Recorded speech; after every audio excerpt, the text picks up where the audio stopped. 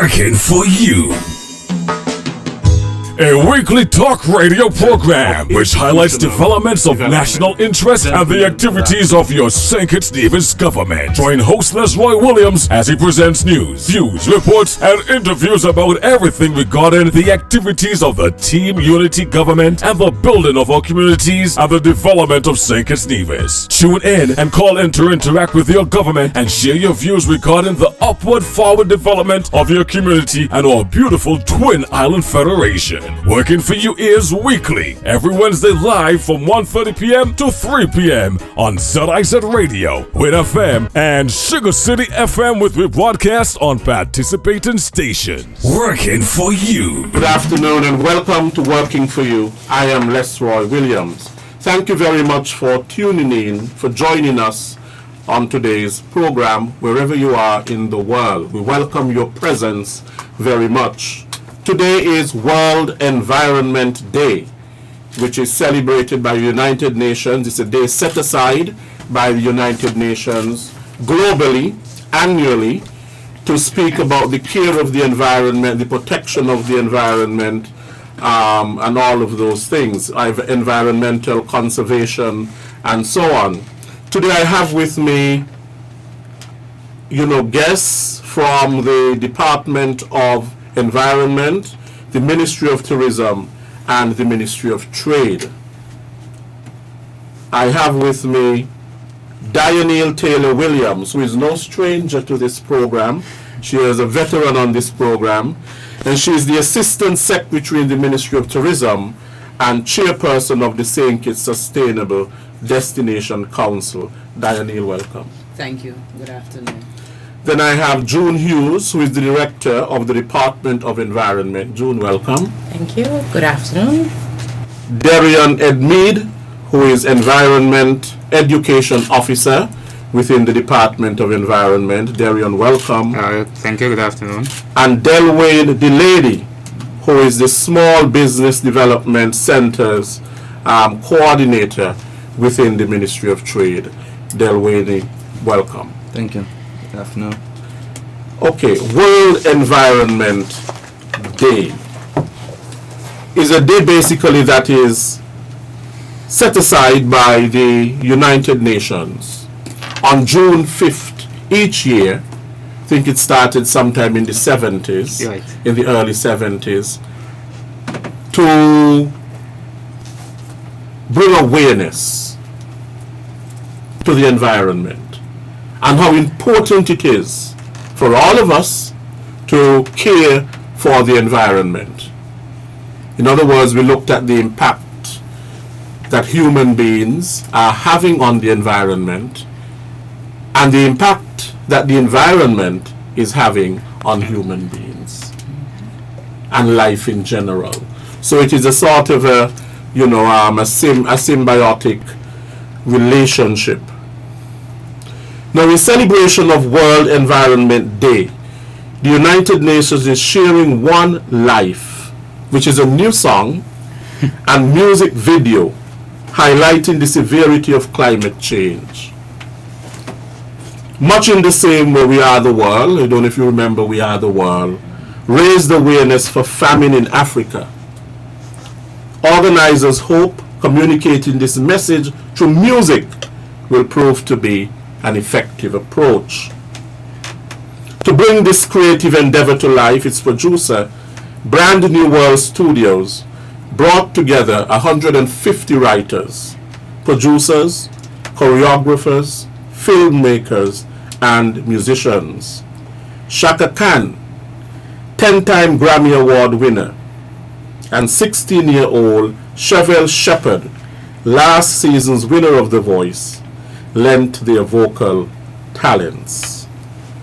We would now listen to One Life, which is this new song by the United Nations.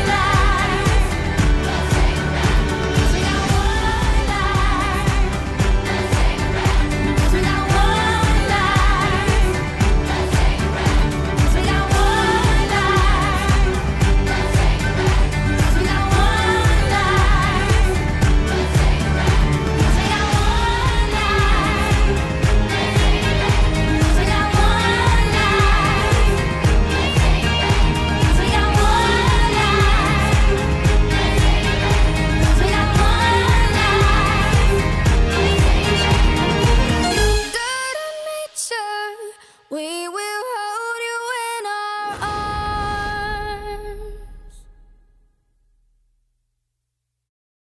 arms. Okay, there we go. Mother Nature, we will hold you in our arms. Really meaning, how we care for nature, how we care for Mother Nature. Because depending on how we care for Mother Nature will unleash its fury on us. Good. So, my first question is, how is the Department of Environment commemorating World Environment Day 2019? Alright, good afternoon to everyone. And let me first say that the song that was played, I mean, if those of you who didn't feel the environment, that song alone should have raised that love within you, because, just listening, the life that this song brought, it was real rich. Department of Environment, as it relates to World Environment Day, first of all, let me say the theme for this year's World Environment Day is air pollution. And the theme is really encouraging persons around the world, even here in St. Kitts and Nevis, to do what we can to conserve, preserve, and protect our environment as it relates to chemicals or anything that ends up into our atmosphere as pollutants. Because the thing is, everything that we do ends up, whether it's the simple perfume that you spray on your clothes, the car that you drive to work, everything results in some form of pollutant ending up into the environment. So, from the department standpoint, normally every year we use the month of June to celebrate Environment Month. World Environment Day is just one day, but we use the month of June more or less to commemorate everything that World Environment Day in itself is asking us to do, and we plan activities throughout the month of June.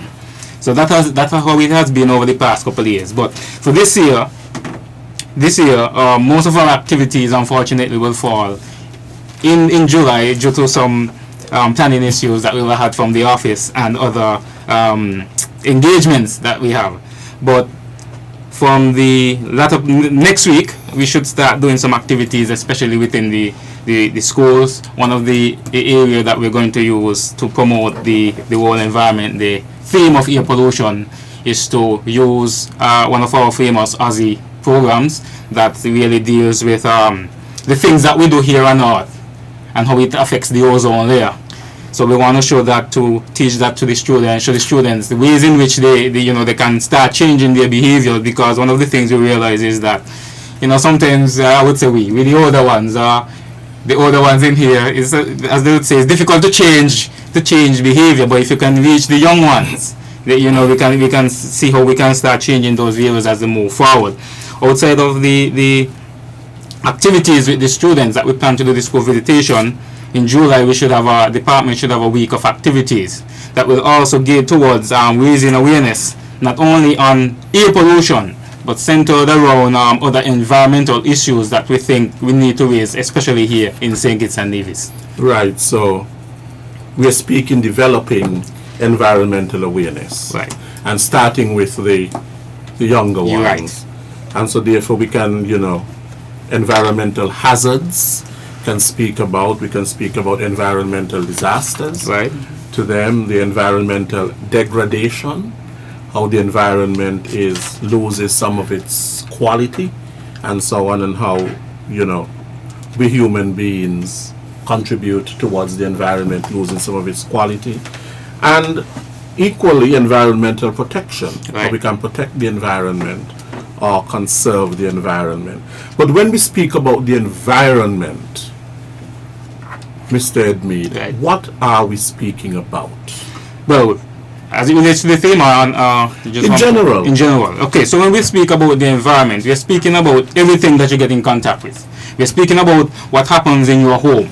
We are speaking about what happens on the street. In fact, on the moment you step outside, you step out of your home, and start walking on the street. We're talking about your habits.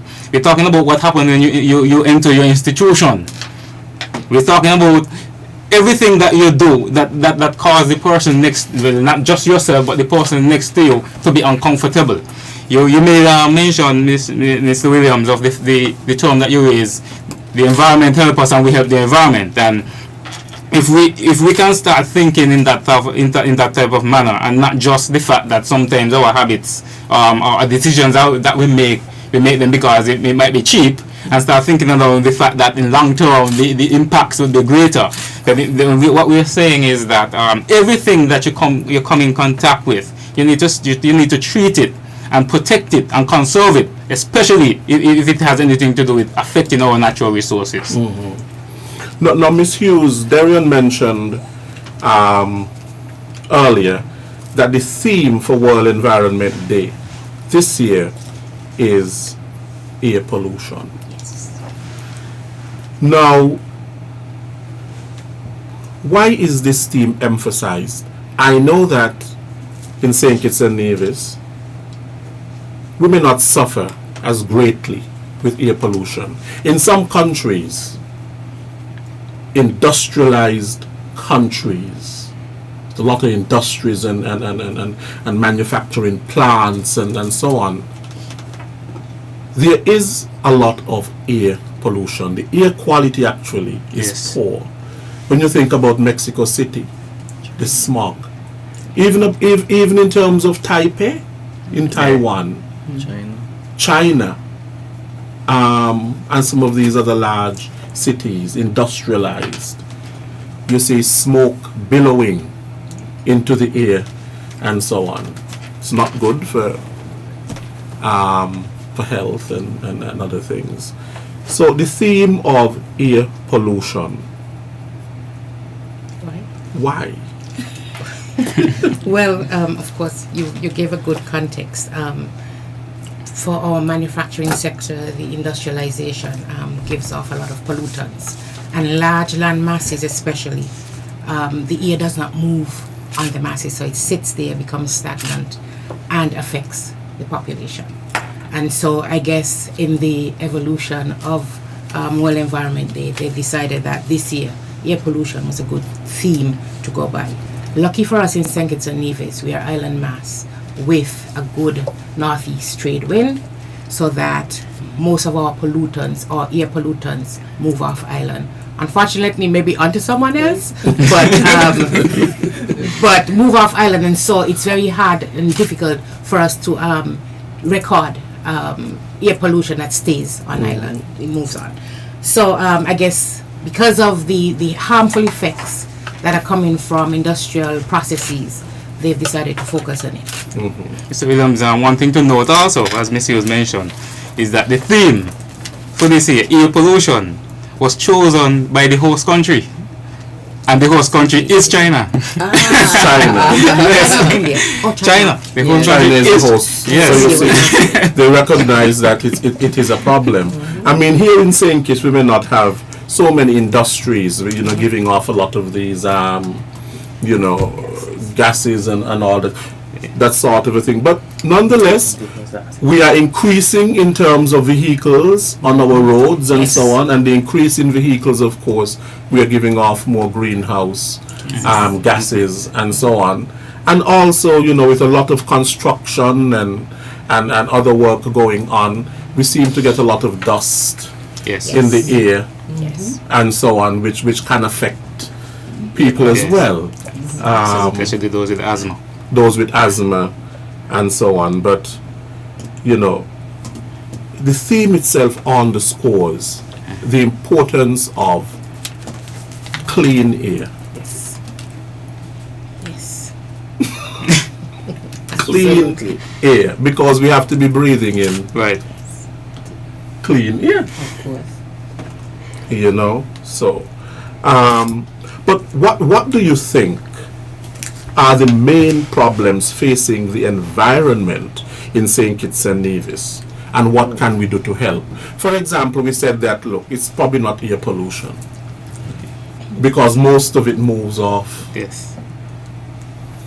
There are a number, if I take this one, there Sure. are a number of challenges to our local environment. We have a challenge with littering, pollution, and I'll use that in a general context. We have a challenge with pollution. Persons throw stuff any and everywhere.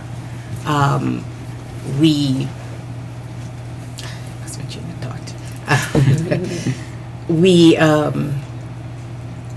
Sorry, folks.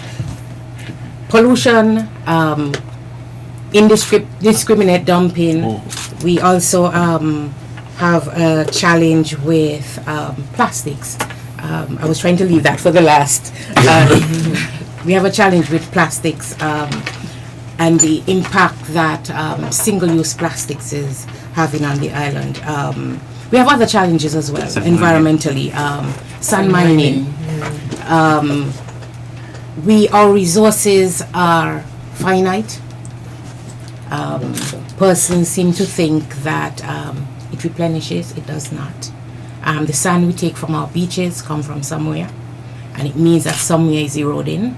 The sand that we take from our guts is eroded land, and that until we deal with this and come up with sustainable solutions, it will forever be a problem, and we will be forever degrading our natural ecosystems. Right.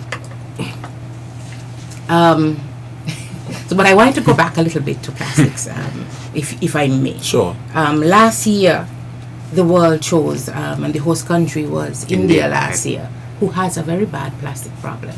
So they chose the theme for World Environment Day last year as Beat Plastic Pollution. If you can't refuse it, if you can't reuse it, refuse it. Right?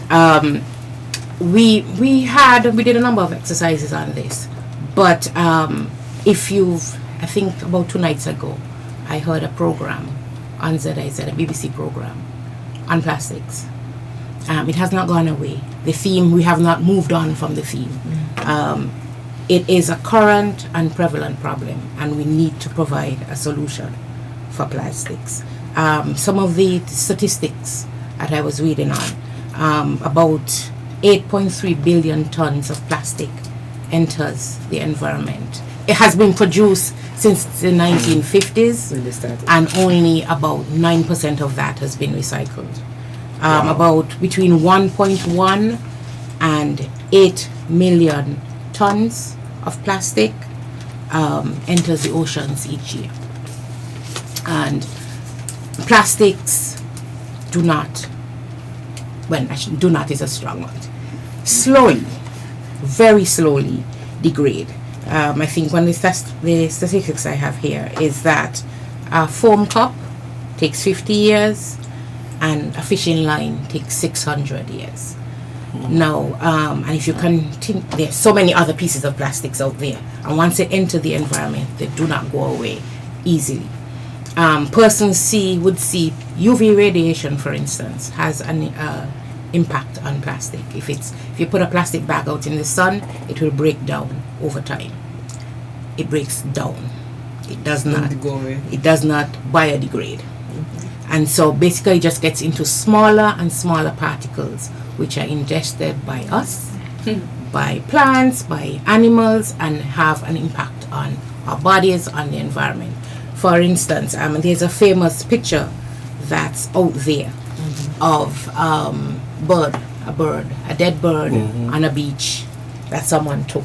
And in the bird is a humongous amount of pieces of plastic, bottle caps, any amount of plastic.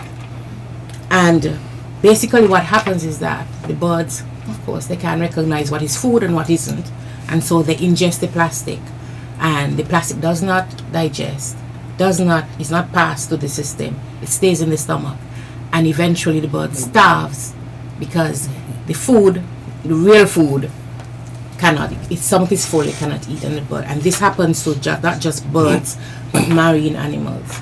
And then when plastic gets into the ocean environment, it also gives off chemicals. It's a chemical byproduct. Yeah.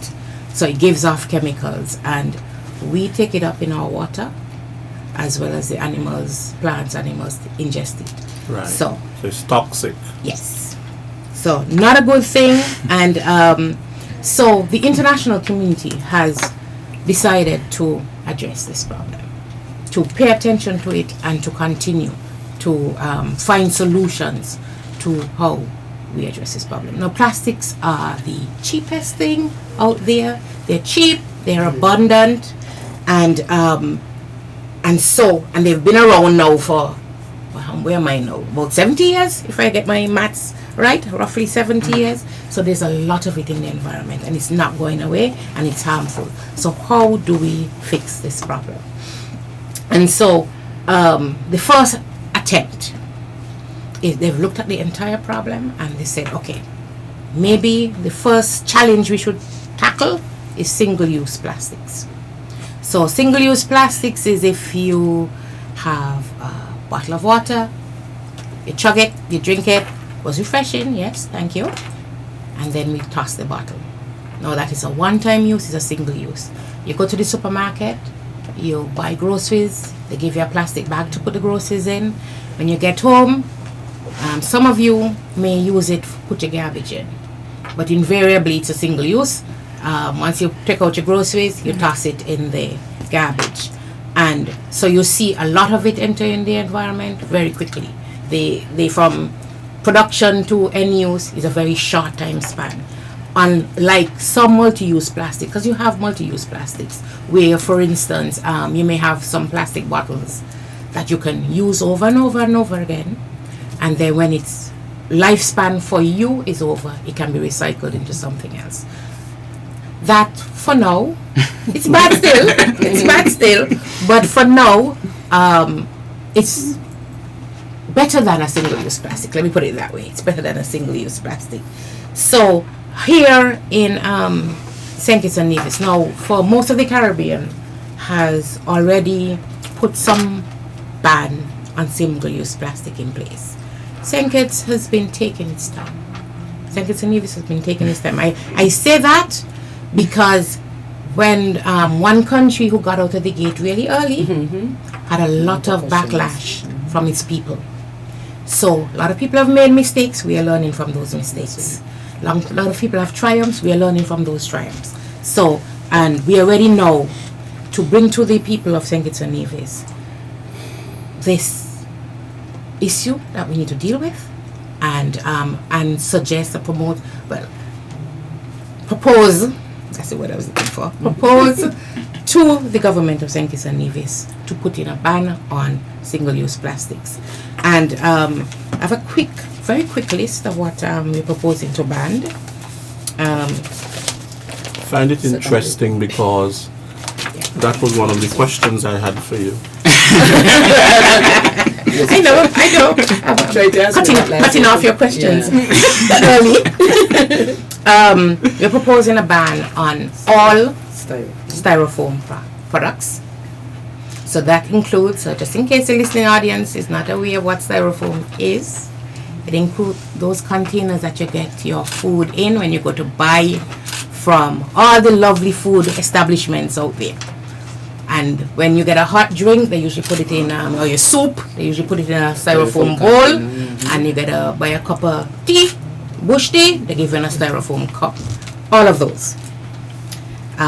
Plastic bags, the ones you get at the groceries. Plastic straws. Plastic cutlery, the knives, the forks, the spoon. Right? Those are what we will be proposing as the first target to be banned. Others will come subsequently, but we have to tackle this first.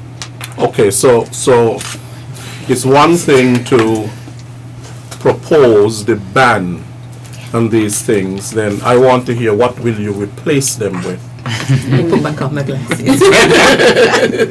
Okay, now there are alternatives out there, and I want to commend the public who has identified the problem already, see the changes that are coming, and have started to introduce the alternatives. There are alternatives out there. They are the ones we would like people to embrace are the ones that are made from like sugarcane byproduct and vegetative matter. There are some, how would you call them? Fly-by-night products. Yes. Some that there's stuff out there like biodegradable plastic. You have to find out what it's made from. If it's not made from a vegetative base or a natural product base, or how long it takes to degrade, that might not be the wisest choice. We recognize, and I have to put this on the table, that the alternatives are expensive. But in preparing for this session, and Darian and I were having a discussion, and I said to Darian, the good thing about this is that the world, not St. Kitts and Nevis, not the Caribbean, the world is moving away from single-use plastics. And so there are more alternatives available now, and they are getting cheaper by the day.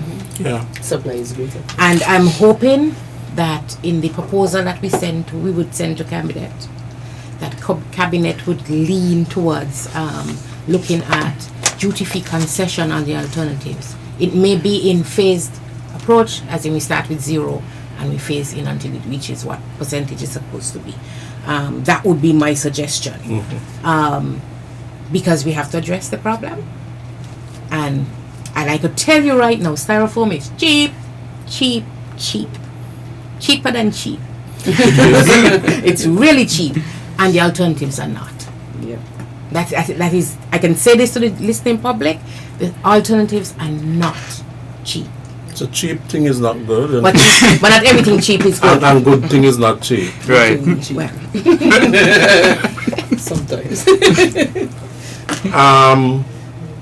I think that though, as you said, some countries were not prepared for the ban, yes. and there were repercussions Yes. because of that. I suppose that's where you will come in, environment education officer.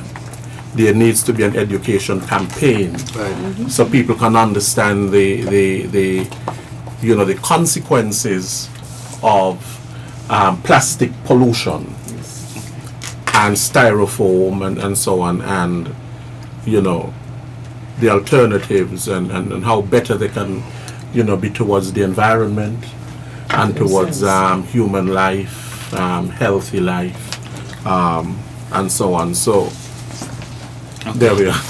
All right, thank you, Mr. Williams. One of the things that the department has been doing, and I think if I'm mistaken, I think we started it in March, or maybe early April, because of the issues that Ms. Uzo mentioned as it relates to plastic and the approach that the Department of Environment is going to take as we make our proposal to Cabinet. We would have done what is called a plastic survey. We started a plastic survey. We first started that at the Nevis Agriculture. Open day. Nevis Open Day? Agriculture Open Day, where we as we spoke to persons about what we were doing at our booth, we tried to get them to complete the survey by various means, whether by sending it to their cell phones and asking them to search as much persons as possible. We also had an on-site tablet that they could have filled out the information right there. And then we came across to St. Kitts, and we did that at the Agriculture Open Day in St. Kitts, and that again we did the same setup. We also it was also sent out to various government emails to the portals, try to send as many persons as possible. But I must say that the responses, we still think that there's a lot more to be collected, because the last time in terms of looking at, because one thing we can do is track to see the amount of responses that we would have received, and we have about maybe close to 300 or 400, and our population is a lot more than that. Yeah. So what our plan is to send the survey for persons who have already completed it, and even listening at the program, if they could just send it to your friend and tell your friend, send it to your friend, and just because you want as much persons as possible to complete the survey. And what the survey does, it just asking general questions.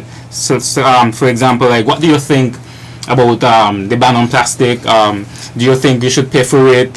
It's just basic questions. Are you willing to to use one product outside of plastic? And it's just nothing difficult, and it's just yes and no's and those kind of things, just to get a general consensus of what persons are thinking as we introduce the future bans on the plastic products. Okay, now Diane, why is it so important for the Department of Environment to partner with the Ministry of Tourism? I know you've been here before, and you are basically involved in sustainable the Sustainable Destination Council. That word sustainable piques my interest. How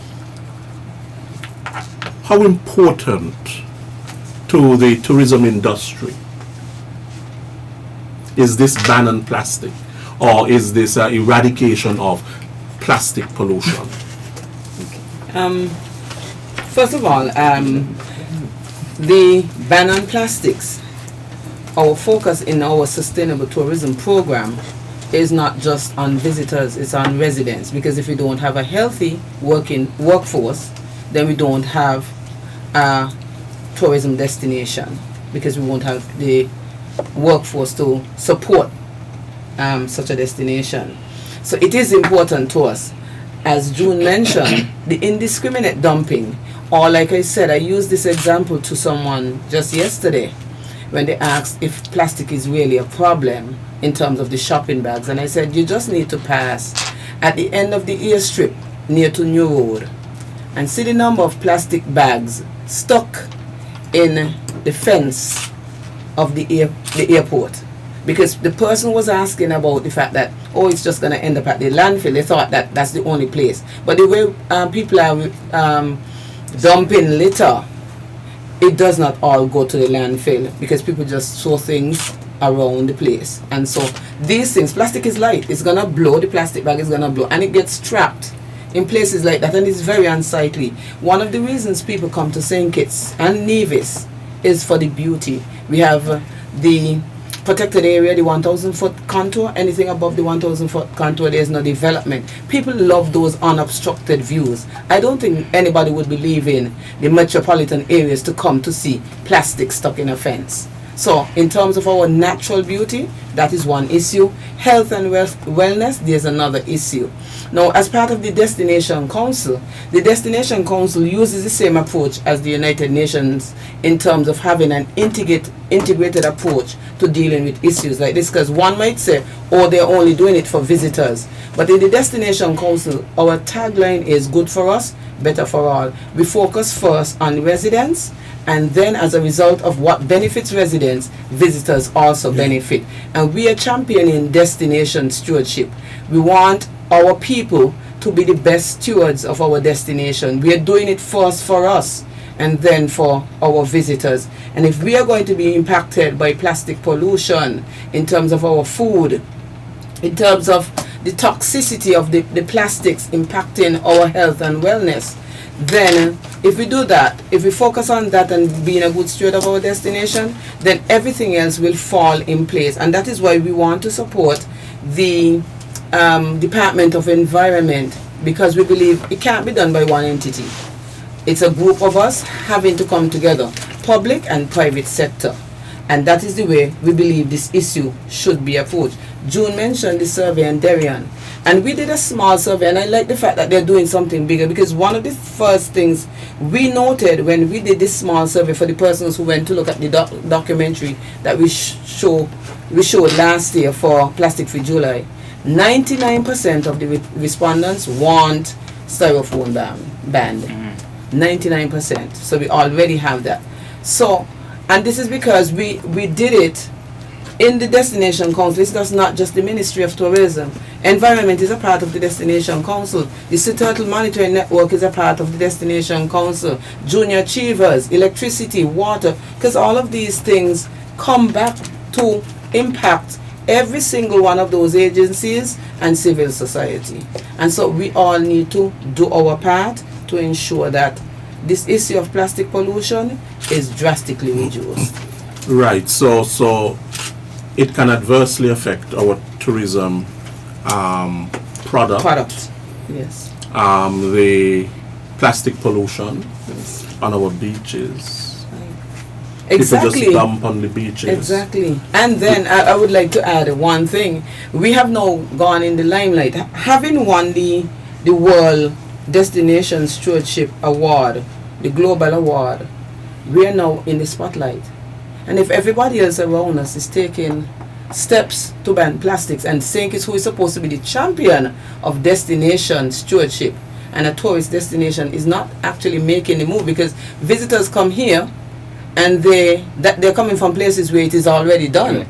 and you're coming to this country that is being held up as an example and nothing is being done, then it puts us in a bad light. 2 years ago, when I was visiting London, going to the supermarket, I wondered why my aunt always took her bag. Then it dawned on me that they have some sort of something in place, because if she wanted to get a plastic, you had to pay for it. Yes. But here it is free. And in fact, I often wonder why it is that a bread, you're buying the bread is already in plastic, and they're going to put the bread in plastic again. They're going to put it in plastic. Sometimes double plastic. Double plastic. And I'm wondering why so many plastic bags. Exactly. It's But cheap. it's not necessarily so cheap, you know. It's cheap to us because we are not paying up front, but we are actually paying. Maybe the cost of some of our goods would be less if we didn't. The supermarkets didn't have to factor that into their cost when they're pricing their items. Because I've said it before. One supermarket chain here said to us that they import 12 million plastic bags a year. Wow. And that's only one company. So they do 12 and somebody else does 8, and that's just in St. Kitts and Nevis. And where do those 12 million plastic bags end up? In our stomachs, basically. Right. So the unsightly look, the aesthetics of our beaches and so on can affect Biodiversity. can affect our tourism, the biodiversity, our marine life, which June mentioned. Right. It gets into the fish. The fish gets inside the fish. Our food. It gets inside our food. You spoke about getting inside that bird, and so on. So it is basically destroying marine life, animal life, bird life, human life as well. Because from what I understand, it's made from petroleum. Right. Plastic is made from petroleum, and then we throw them into our drains. Yes. We throw them into our guts, and then that is also affecting in terms of the drainage. Exactly. and creating flooding, Right. and all of that sort of a thing. So we definitely need to move towards legislation. Definitely. But before legislation, there should be education. Yes. And to continue what you were saying as it relates to the bottles and so forth. Every year, the Department of Environment has an annual coastal cleanup in September, and we clean the beaches. The information, the students, we use students, of course. Students would record the item that is being collected. So at the end of the cleanup, you're able to have a tally. For example, how many amount of bottles, whether plastic or glass, you will know how many stoppers and so forth. And surprisingly, but maybe not surprisingly, that over the years, plastic bottles number one. is number one. And number two would be the plastic bottle covers. So, for example, last year, for our coastal cleanup, and this is just a cleanup that is done from 9 to about 11, 2 hours, in selected beaches. And in those 2 hours, we collected about 4,000 plastic bottles alone from just those selected beaches. So imagine if we would have stayed longer and do other beaches, then you see the amount of plastic bottles that end up on our beaches from the same point that you would have mentioned, from dumping in the guts and those areas. Delwayne, Sir. you're the small businessman. Now, listening to all of this, in terms of the use of single-use plastic and the ban and all of that, how do you think that is going to impact small businesses? I think it'll definitely have an impact on the small businesses, whether we like it or not. As my colleagues said before me, that the alternative is much more expensive. But again, with other countries coming on board, and the demand for it starts to go up, that will drive down the price, the unit price of the alternatives. Also, businesses have already start to use alternatives. I can't remember one business name, but it all comes up in the office. Ital Creations. Correct. They use, I think it's corn. Corn cellulose containers. Right. So they have already started to move in that direction. Just recently, we would have had a workshop, Green Tech, right. and that again came up in terms of the utensils and so on. So definitely it'll have an impact on businesses and perhaps drive up the cost of goods sold, especially food items. But again, perhaps with the intervention of government to levy some of those costs, those importation costs, we will be able to, keep keep the prices of our goods at a reasonable value where we don't feel the effects both on the consumer side and the supplier side. But definitely it'll have an effect. But again, it gives opportunities as well for small businesses to create an alternative. Instead of just importing plastic bags, perhaps we can create our own market within the local context. So I mean, where there's no problem or where there's no issue, there's no chance for opportunity. So this presents itself an opportunity for small businesses to move into the market as a niche strategy to get involved themselves here locally. So it's an opportunity as well. Right.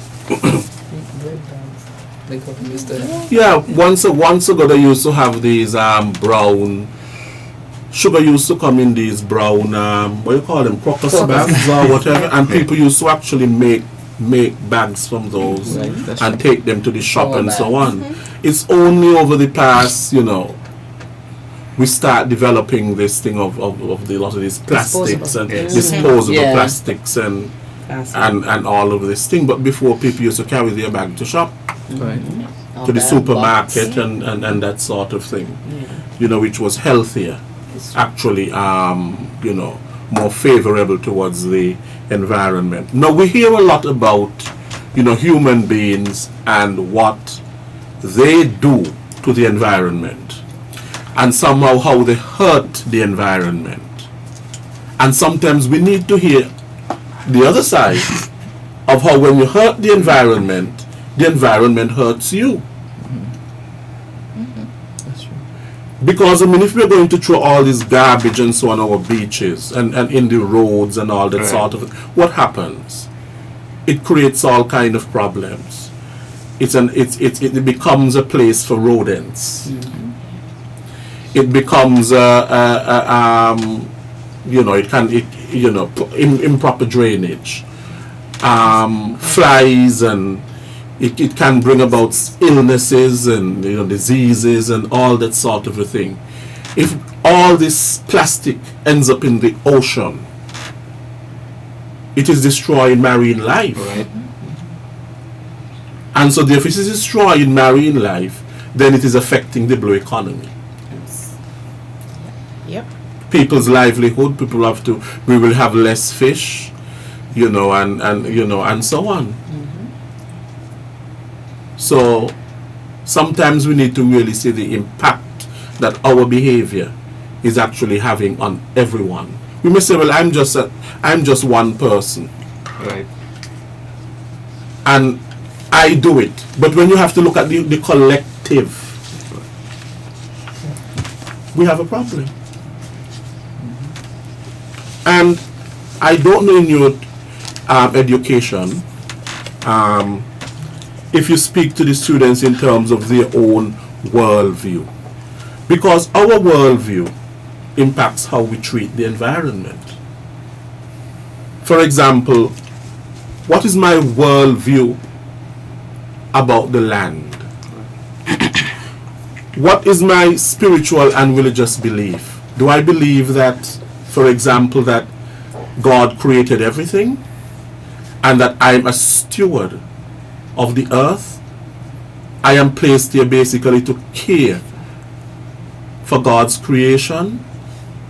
Sometimes these things we probably don't take them into account. But if I really believe that, look, God put me in charge of what He has created, then I have a responsibility to be a steward of what really was created. And that's an important point again, Mr. Williams, because from the Department of Environment standpoint, one of the areas that we focus on also is that of climate change. We think about global warming, and there's still many persons who still do not believe that there's such a thing as climate change. And Mr. Hughes, I don't know if you could jump in and talk about that if you feel. Yeah. But there are many people who still do not believe that the things that we do has an impact on the climate. They do not believe that maybe the fossil fuels or the industrial discharges and so forth has an effect and are also contributing to global warming. So your point is well received in that regard. I believe, before you jump right in, Ms. Hughes, is that what I do know is that there has to be some change taking place, because the environment is not static. It is dynamic, and so therefore, based on human interaction, historical interactions between human beings and the space in which they live, there's change taking place. And so climate change is real, and there are some powerful countries. So therefore, when it comes to the environment, we're talking about power relations as well. Sure. Absolutely. And certain groups in society and how they lay claim to the environment. Sometimes these groups, highly educated, wealthy, political elites and so on, and how they basically are trying to push a certain envelope. They're trying to push a certain agenda when it comes to the climate and the environment. They're telling you, well, look, we don't really believe in this thing about renewable energy. We need to have some more coal mines. Yeah. We need to come back and have another conversation on climate change. Because if I start, it's going to be long. But earlier when you were speaking, and we were talking about the relationship between man and its environment and personal responsibility. And an anecdote came to mind. We love to say the ocean cleans itself. Yes. There's no such thing. That does not happen. Quite recently, sometime earlier this year, there was a dive by rover, by mechanical means, to the deepest part of the ocean. And one of the things they found was plastic. A plastic, I think it was a bottle and some flat, I can't remember what it was. Some flat container or something. The deepest part of the ocean where few organisms live and exist. They found plastic. Right? Because when we toss the bottle or whatever into the water and the ocean cleans itself, it actually takes it right out to offshore and into deeper waters where we may not see it when we ride in the boat or we swim on top. It travels distances. And those bottles end up on the reefs and so on. We have to be personally responsible for our actions. Right. That reminds me of a little child. You ever notice a little child plays a game where they cover their eyes and they say, you can't see me. So because they can't see you, they believe you can't see them. So because we can't see the plastic, the garbage, when we dump it, it's not there, you know? You know, we have a problem with the sargassum. Seaweed and basically washing up. It's very unsightly and it's very smelly too. And some people will say, oh, the ocean is cleaning itself. Yes. But from what I understand, that is taking place because of climate change. Yeah, two factors they've identified. The nutrients coming from the Amazon basin and rivers in South America entering the ocean currents and mixing with the Sargasso Yes. which is a natural ecosystem. It exists out there all the time, but causing, so they're getting nutrients, and the warmer waters are not helping. The warmer waters are also causing a bloom in the sargassum, and then of course it ends up on our beaches, and we have to deal with it. We've caused a problem. We have something has happened, and now we have to deal with the result of what we've done. Now, the power relations with respect to the environment, climate change, and so on. You may have a lot of groups and so on coming together and recognizing that, look, we have to do something in terms of the environment, because we recognize that there's global warming. The ice in Antarctica is melting. We may have a problem soon with rising sea levels, and so on. We may have a problem with coastal erosion. We may have a problem with more severe disasters, more powerful hurricanes, and storms, and all of that as a result of climate change. And we're seeing it around the world, where disasters have become more extreme, and so on. So, environmental disasters. One of them is the pollution. It is an environmental. Absolutely. It is an environmental disaster. Have we ever thought of it as an environmental disaster? Probably not in that context, because we like to compartmentalize. So we like to look for the source, why it's happening, and then we deal with it in that very narrow perspective. But it's an environmental disaster that is man-made. It is man-made. I mean, we can speak about environmental disasters with acts of God. We can speak about Mother Nature and so on. But this thing with plastic pollution and so on is a man-made problem. Or let me not say man-made. Let's be a little bit inclusive. It's a human-made. We have to get away from that. It's a human-made problem, right? We are not. We have to be inclusive in terms of our language. Yes. We have to be gender sensitive. But St. Kitts and Nevis has been party to a number of agreements in terms of the environment. I don't know, June, if you want to speak a little bit to that. I mean, you had COP COP 21. Yeah. You had and so on. You've had, you know. Yeah, there are a number. Almost every issue in environment has a convention. So there's climate change, which is the United Nations Framework Convention on Climate Change, which deals with the issues of climate change and how we can reduce our greenhouse gas emissions to combat global warming. You have the Convention on Biological Diversity, which is looking at the challenges that are facing biodiversity. Because you would read in the media that our biodiversity is rapidly declining, and there's the old anecdote of if a butterfly flaps its wings, there is a tornado or something. I can't remember the end of it, but something somewhere else.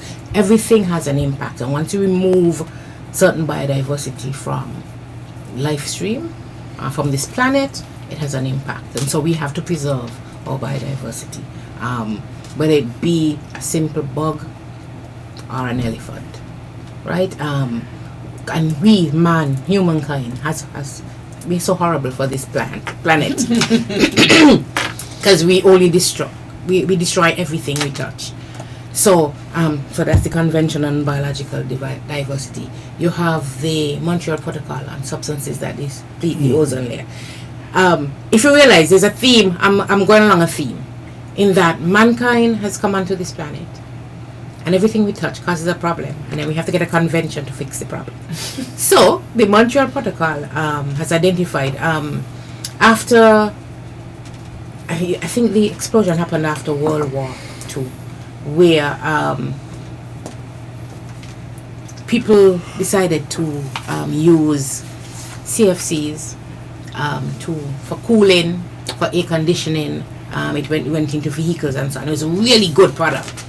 And then they realized that product, when our fridge match up, and we just release the gas out of the fridge and fix it, and so on, that it was damaging the ozone layer, and that was leading to cataracts, skin cancers in man, degradation of plastic. It harms plants, the genetics of plants, and so on. So they had to fix that one. It's actually been a fairly successful convention. So I'm going through my conventions in my head. UNCCD, Convention to Combat Desertification. The impact of humankind on our overpopulation. We've led to erosion, degradation of our coastlines. This one has like a multiple players in it. So they've come up with a convention to address how to reduce degradation on the planet. And I could go on and on and on. We have a few. We have like Basel, which handles the transboundary movement of hazardous waste. We have the biosafety protocol, which talks about GMOs and whether we can import what is in our food. Right. That kind of stuff. And we could come and talk to you on every one of them. It takes time. Because all of them have, they're important to us. At some point or the other, they impact us. And we have to have responses locally on each and every one of them. So I can read the invitation on your face. So we'll come back and talk to you on as they become more relevant, as we deal with more issues. We'll come back and talk on Okay. We're going to open the phone lines and to hear what people have to say. We're having a discussion on the environment. Today is World Environment Day, June 5th, which is a day that is set aside by the United Nations to bring awareness to how we should actually care, protect for the environment. The numbers to call are 1-718-577-2916. That's the overseas number. 1-718-577-2916. And the local number is 465-2555. 465-2555. We welcome your calls. Now, Diane, what measures thus far have the Ministry of Tourism taken in terms of helping with the reduction in single-use plastics? Okay. The Ministry of Tourism, through the Destination Council, celebrates Plastic Free July. We joined the international campaign, which started about 8 years ago in Australia. This year is going to be our third year as part of Plastic Free July. Working for you, good afternoon. Hello, good afternoon. Good afternoon. Good afternoon. Good afternoon to you, Mr. Williams, and the esteemed panel you have here. I have just a few, not questions really, but encouragement to the panel, because in informed it a little bit more. First up to the reactive need. I know she mentioned that the beach cleanup on the beaches itself, but it'd be interesting to note that Hello, are you there? What have been going in the water, if you have any results of the effort of what happened in the water itself that we speak of, to Marion Life, to Delwyn Delaney. I would like them to touch even a bit more on the reaction of some companies, especially those that have started doing the changeover voluntarily. And he mentioned one name, I think OTI is in it as well. Where they're getting their sources from, what the reaction, did they test the water in that regard? And to my good friend Daniel Taylor. Just a big thank you for partnering with us.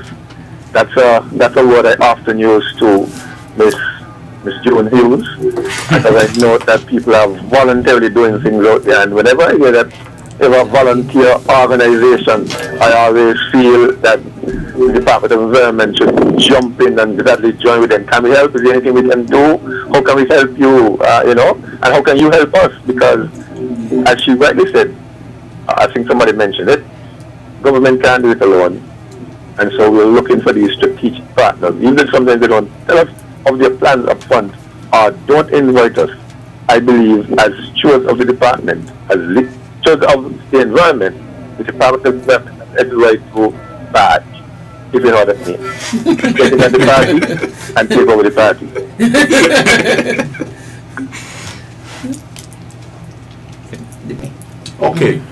Okay. You want to take that? Yeah. Yes.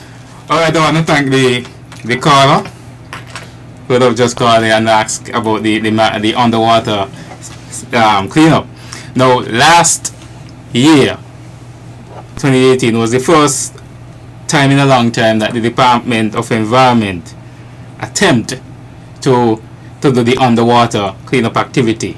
We would have mentioned it over the years, but it was actually one of the first times that I can remember that we actually had persons really going into the water and did some cleaning. And surprisingly enough, Mr. Williams, one of the persons who would have taken the lead to really ensure that the underwater segment would have been possible was the permanent secretary in the Ministry of Agriculture et al., P.S. Edwards.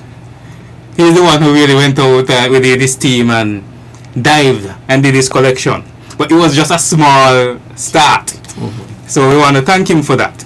So the statistics that we would have had as it relates to the underwater data is relatively small, but we know that the impact is great. So for this year, I can assure you that the plan is to get even more persons out there doing, even if you have to get in the Coast Guard or the RAS diving, we need to get more volunteers to start doing not just on land but on the water, because the department, or the agency rather, which the Department of Environment partners with Ocean Conservancy, they also offer land and water statistics. And one of the things, a meeting that I would have had from them probably 2 weeks ago, one of the things that they're encouraging is to see how much cleaning that we can do, whether land or marine, especially that it relates to guts, or the mouth of our guts areas and so forth, and along our coral reefs, which would be very beneficial for Daniel, who yes, who would welcome the ecotourism aspect of yes. So to the caller, I say, I can assure you that we do have some stats. I can tell you, I cannot give you offhand that data, as I said, is relatively small, but I do have the information that we would have received. But going forward, that information will be readily available for persons, and as we want to build on that segment of our cleanup, the underwater. Okay. I think Delaney. Yes, there was. The caller would have asked or mentioned about how other small businesses would have got involved. I think the small business that are involved presently, that was their own personal initiative. You would have spoken before about their beliefs and their social responsibilities to the environment. Perhaps we'll see more small businesses come on board when there is something in place to assist the small business, their bottom line. I know other businesses are willing to go that route. They're seeking duty-free concession. I know of one in particular who are seeking concession in that regard, and perhaps having that legislation in place that supports the importation of these biodegradable containers and alternatives would actually assist these small businesses who are also thinking about going in that direction. So I think for now, there are persons who are thinking of that in that area, and there are those who are doing it It's just a matter of belief and their social responsibility to the environment and to their company as well. Right. The other day I was at Best Buy, and there was a lady there, an older lady, and she actually had her bag. And when they were going to give her plastic, she said, "I don't want any plastic." And she put her stuff in her bag and she went away. And I really admired it. So there are some people who are conscious, already conscious, and so on, and that is what we have to build on. Mr. Williams, the Department of Environment gave out bags. I'm sitting here racking my brain trying to remember the year. It would have been around 2017. The first Before? time. The first time. Oh. About 2007. Wow. 2006, 2007. Between 2006 and 2008, we gave out. Each we gave at the time it was 3 supermarkets. Value Mart, Best Buy. Rams, and no, I think it was CNC supermarket at the time. And the one that was up, one was up. And we gave to Best Buy of okay. So 4 supermarkets. Encouraging persons. Since then, that's more than 10 years ago. Right. Encouraging persons to start using reusable bags. Since then, some supermarkets, and I thank them very much, have brought in their own and encourage their customers. Maybe they could have a free month where they give the bags for free instead or of more active in getting people to and encourage persons to use the bags more. We've been giving out a reusable bag now since last year. Yes. It's a really fantastic bag. Yes. It doesn't have a seam at the bottom, so it will never pop on you, and the handles are double reinforced. So and it holds a lot. Yes, it does. It holds a lot. So you could actually, if you even have $500 shopping, if you're lucky to have a $500, you can fit into one of the bags. It's true. Right? We are hoping that government will work with us so that we could get additional funding to purchase more bags, so that we could continue giving out and encouraging persons to use it. One of the things we had talked about one year was just to go and park ourselves in front of supermarkets after we had given out the bags and see who gave and give a prize for who we give a random prize for who used the bags. So that might still happen because we've been giving them out over the last year. I was just gonna say, she's looking for funding, and we are looking to buy bags like hers. So I can give you the contact. Definitely. And she talked about going to the supermarket, and on our plans for this year's Plastic July, we had 2 Saturdays chosen as days to be at supermarkets and the public market. Well, we were going to sell bags, but if we have to distribute, because we really don't need to sell the bags, we're only trying to raise funds for Heart of St. Kitts Foundation. That's the reason why we're taking, because it's not actually a sale. The cost of the bag is way more than we're asking people for. So, but we just do it so that they have a stake in it as well, because what we found in our small survey, everybody has reusable bags. They tell you they forget them at home. That is why we brought in a different type of bag last year, the one that you could clip on to your bag, so you have no excuse. But people have so many, they'll tell you, when we were selling them, they were telling us, oh, I don't need to buy another bag, I have about 5 at home. I got 3 from Rams and 2 from Oxfords. But where is it today? They don't have it with them. But good habit doesn't happen overnight. You have to practice, and you have to say to yourself, I am a culprit, I'm guilty of the one who have my bags home and forget to put them in my car. Sometimes I've circled through the supermarket and then rest the car somewhere and say, coming back, go out in my car for my bags. I've tried to make it a habit of putting them in the car so that I could use them. So, and or even there's a nice little one, you might be something to what you had last year. Ours are canvas bag, so they don't fold down into a nice little small thing, but I use it as a handbag. But there's a nice little one that it's plastic, but it's reusable, so it's still okay, and it falls very neatly into a little pouch, similar thing to what you had, that you can just toss in your bag, and then when you reach for your money, you reach for your plastic bag as well. We also have the the one for the trunk. Yes, the truck organizers. Yes, that you could easily wheel out and put your luggage in. And by the way, this is one of the things I wanted. Sorry for cutting you off, Darian. I wanted to mention. We don't need to take any bags in the supermarket, you know.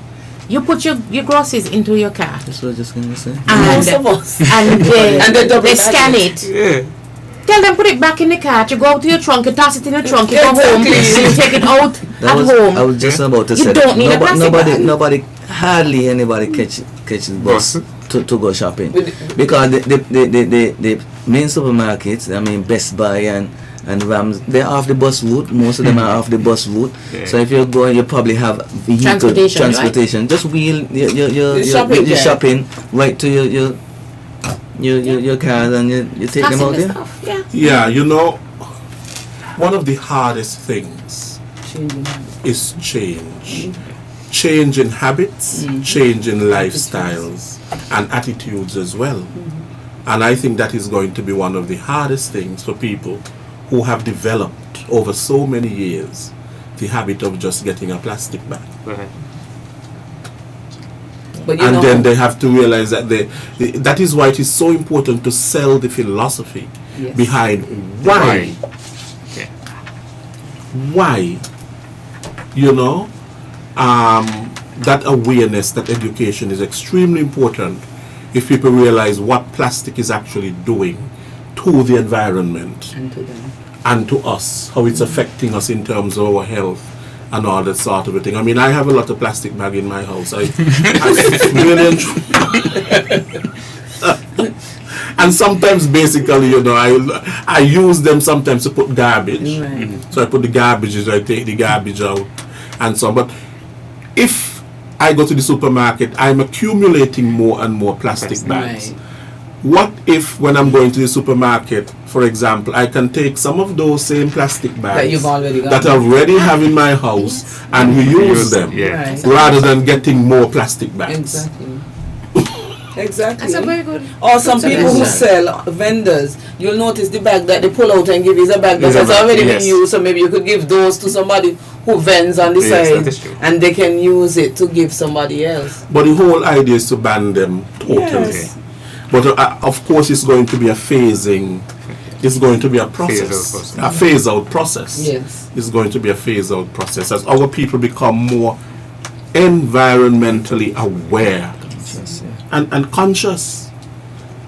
That is the whole thing. We become more environmentally conscious. I've been to some countries, I don't want to say the name, right here in the Caribbean, and I am surprised that how they have garbage just dumped on the street.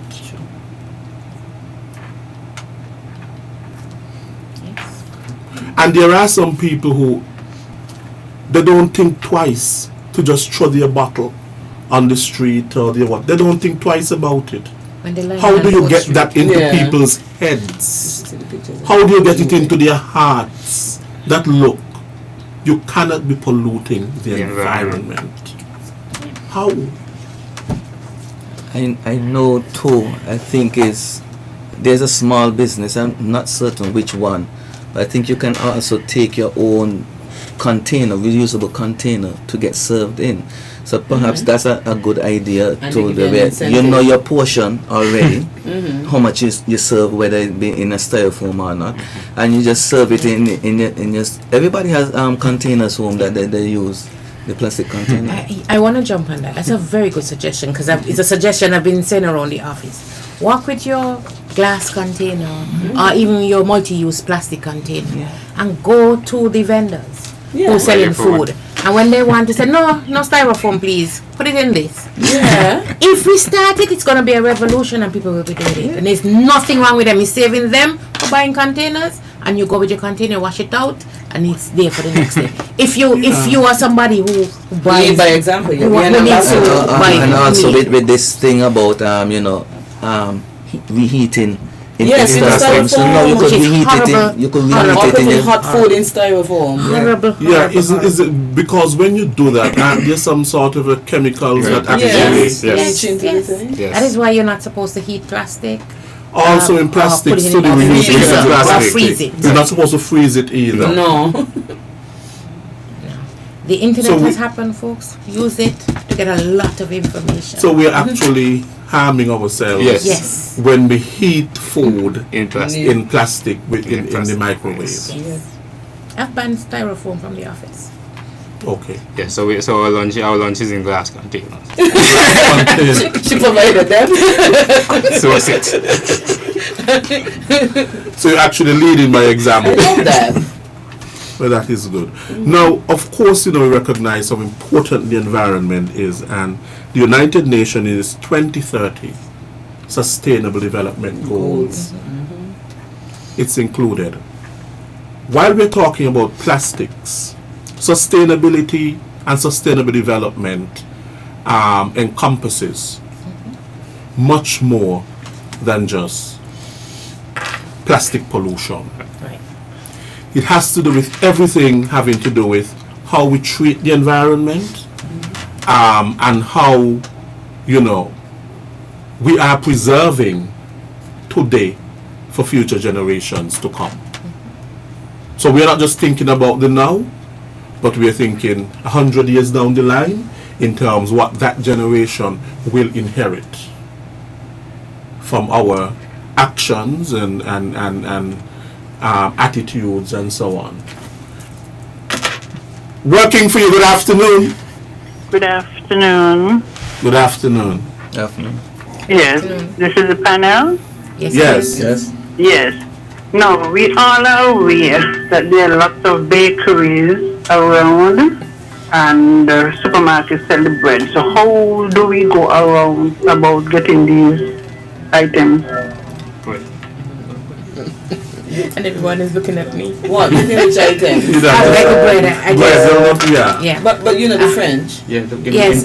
But before we had takeaway bags for bread. Yes.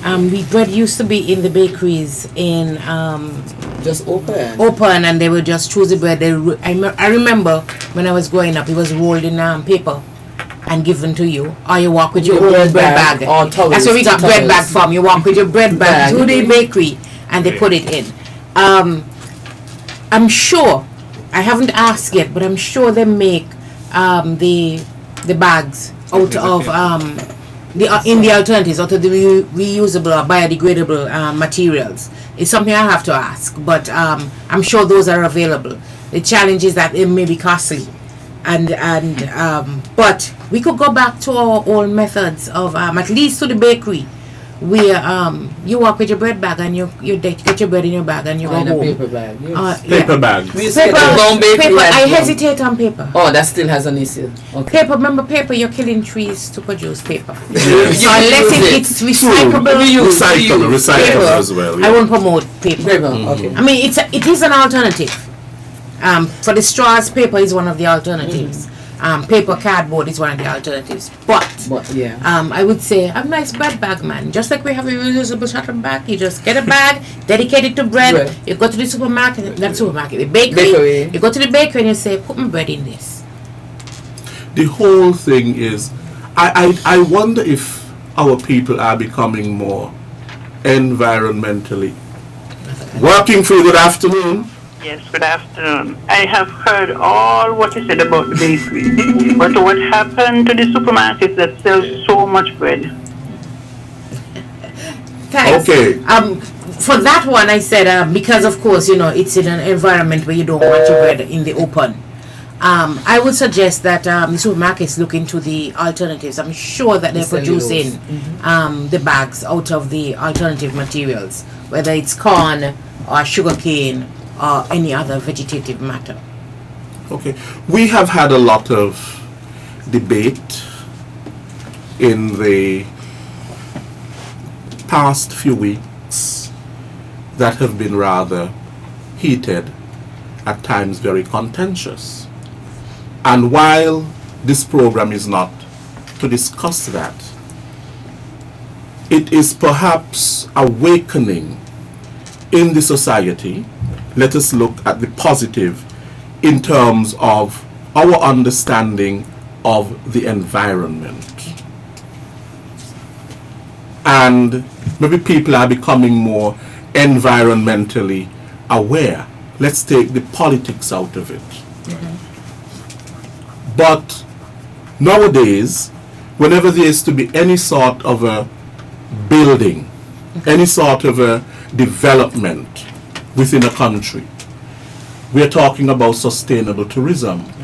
When there is to be any sort of a hotel or any sort of a reclamation of this, the sea or whatever, the land or whatever, we are talking here environmental impact assessments, which is saying that, look, we recognize that sustainable development has to do with somehow how we mitigate the impacts, the adverse impacts on our environment. Let us face it.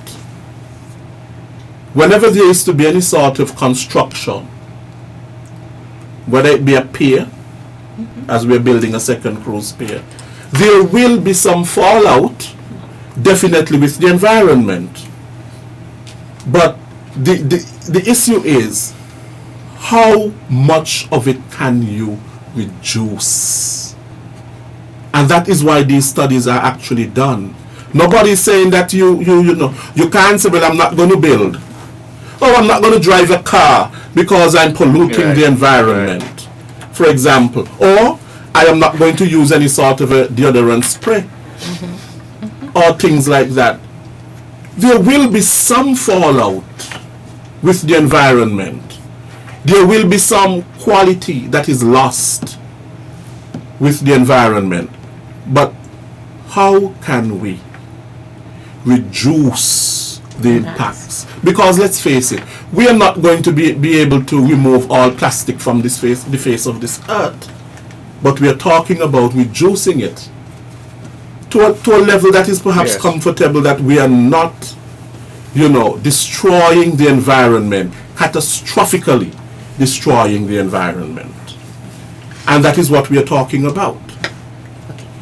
So the EIA process, what the EIA process is designed to do is you get qualified practitioners who will follow terms of reference set by planning, and they identify all the impacts that this development, whatever it is, may have on the environment, and how you will mitigate against those impacts.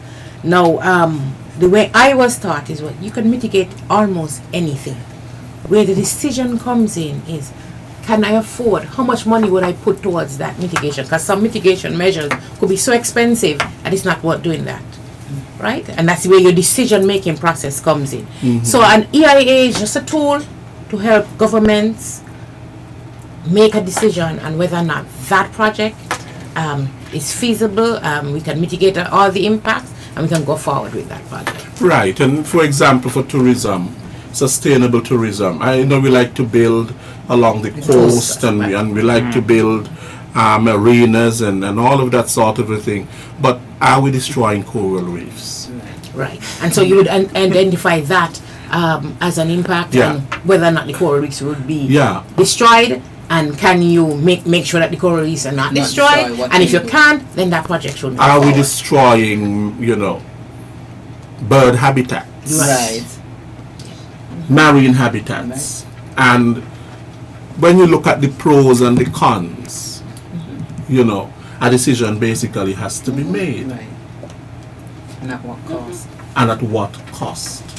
Are we really, destroying our turtles, which are, protected, or beaches. Or beaches and so on. You put on a hard structure that the beach cannot regenerate. Exactly. But more than ever, I think people are recognizing the importance of the protection of the environment, and how important it is that whatever we do, our attitudes, our behaviors, our whole development paradigm must take into consideration the environment. Sustainability. Not just thinking about now, because we have to think about way down the line. Our children's future. Our children's future. Are we cutting down trees? without replanting? Or are we planting trees where trees were never planted? You spoke about the paper. You know, and how whenever we use paper and so on, you think about how many trees went into making that paper. Right. So, Or if we remove a fruit tree out of our yard because we want to pave a spot, then maybe we should have a program in place where if you take down a tree, you plant. Right. that is You plant correct. 3 Like more. in Canada. Yeah, and you have to look at the sustainability because, I mean, let's face it, if you are fishing, more than fishes are replenishing, for example, then that is not a sustainable fishing practice. Right? You have to give enough time for the fishes to reproduce and all of that sort of a thing. Otherwise, we'll have no mackerel. Maybe in one place we'll have no mackerel or we'll have no sardine, because the rate at which you are fishing Yeah. is much greater than the rate at which They reproduce it. they're reproducing and replenishing. And these are things that we have to look at, but it's a big thing today.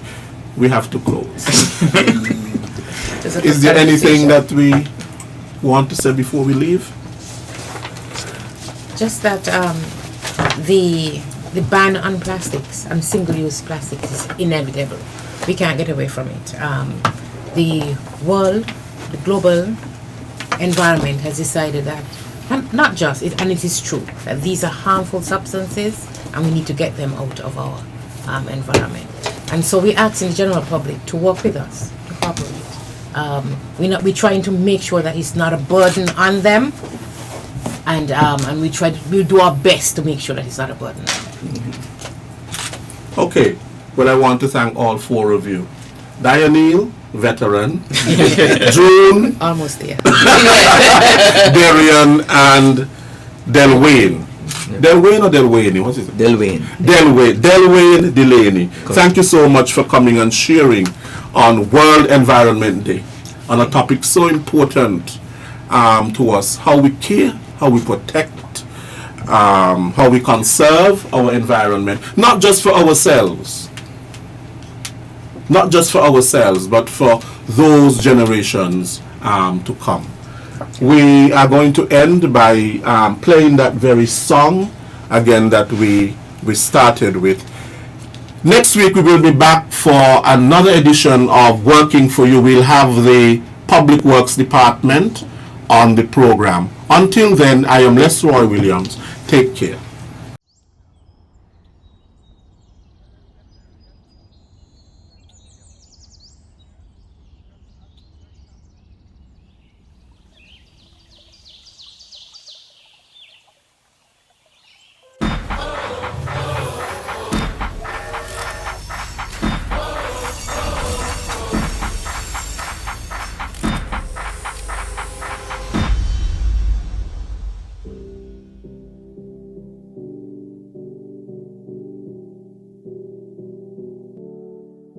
All it takes is one spark to ignite a change for us all. The world we live in, the air we're breathing, it's our lives if we just believe. We don't get no second chances, life is happening now. We can take our home for granted, gotta plant the seed somehow. Let's love the planet, or we're all done.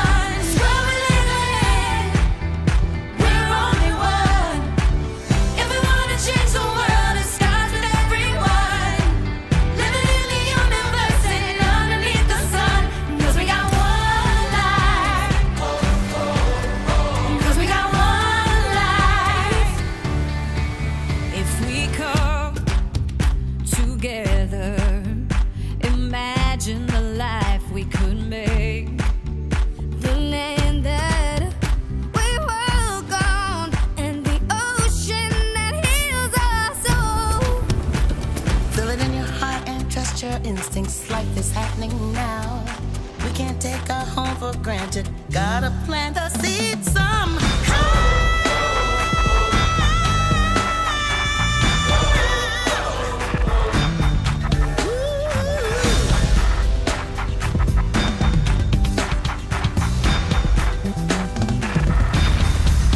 Let's love the planet.